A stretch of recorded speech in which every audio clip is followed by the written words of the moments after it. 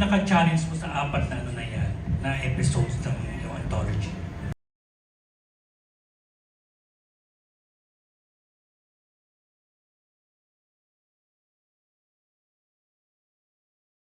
Yung sabi ko po kanina, yung character po talaga ni Miss Rufa. Kasi, Ay, oo nga pala. oh, Sorry kasi na-surprise ako. Yun lang. hindi kasi yun nga po tulad ng sabi ko.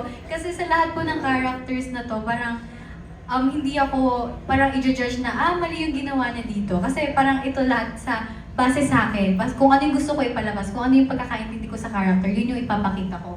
Pero yung sa character, pag spoil ko pa.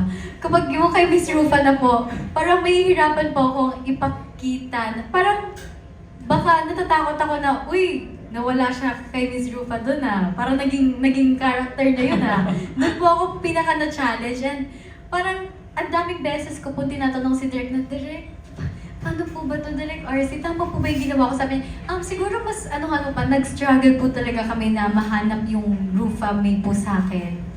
Pero sino pa yung artista na sana makasama ko sa ganitong project? Alam, nasagot ko na din po yan kanina. Kaya naman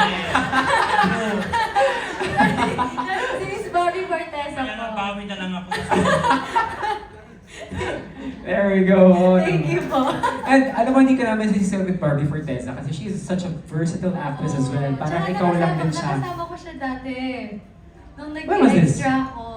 Sa Dita Nikita. Oh. Kaya sobrang na-amaze ako na, di ba makaka-work mo siya?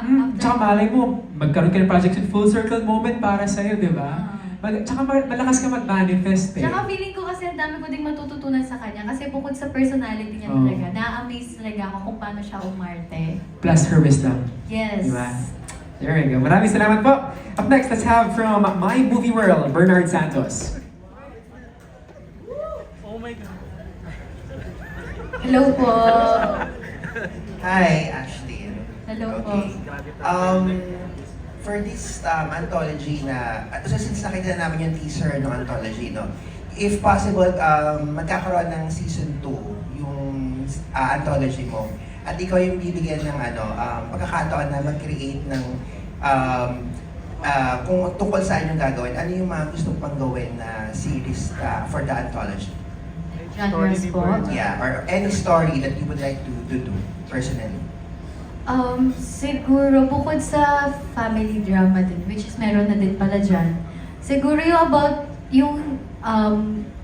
about sa friendship naman. Kasi parang bukod sa Mutya po, pinaka na-enjoy ko po talaga gawin. Nag-enjoy ako nung shoot po namin yung Sunny. Yung kasama ko po sila Heaven, sila Bea. Yes. Parang na-miss ko pong gumawa ng gano'n na parang about friendship lang na kayong mga babae yung sama-sama nagtutulungan. And then Yun po. if ever bibigyan ka ng chance na makapili ng mga stars sa Viva na gusto mong makasama pa sa next season ng anthology, mo sino-sino yung mga ano? Hello, hirap. Yes! Si Girl. Yung mga kasama ko din sa Mutya kung pwede lang po no? Pero bukod sa syempre gusto ko po sila makasama yan, sila AJ, sila Kurt, kasi feeling ko tatawag sila Sara, why not? Lalayo pa ba tayo? Si CJ! Game ako dyan, Ash. Nag-acting nga po kami kanina Anong story if ever? Story?